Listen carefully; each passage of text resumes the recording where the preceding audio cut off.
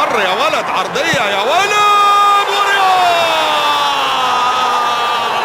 ورياض محرز يسجل الأول للأهلي. هو محرز اللي بيسجل الأول للأهلي. الأهلي ينتفض ومحرز يسجل الأول. قلق سان ماكسيمان، قلق سان ماكسيمان، قلق سان ماكسيمان. لعب العرضية، حطها في الجول رياض، حطها في الجول رياض، وسجل الأول للأهلي في الدقيقة 39. الأهلي يتقدم عن طريق رياض محرز.